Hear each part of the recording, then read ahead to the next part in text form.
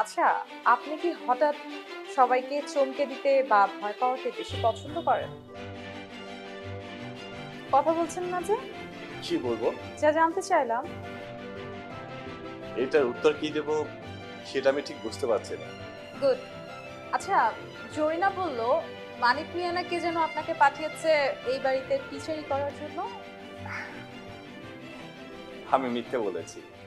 কারণ জানতে পারি? ঢাকা শহরে আমি দীর্ঘদিন বেকার। অবশ্য দীর্ঘদিন বলা ঠিক হবে না, কেননা এই আমি বেকার, এই আমি সরকার। স্থায়ীভাবে কোনো কিছুই আমার করতে ভালো লাগে না।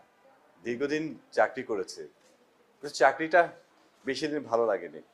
এখন বেকার আছি, আবার বেশি দিন বেকারত্ব ভালো লাগছে না। এখন মনে হচ্ছে একটা চাকরি পেলে ভালো হতো, তাই প্রাইভেট টিচার হওয়ার সিদ্ধান্ত নিয়েছি। কিন্তু কার টিচার হব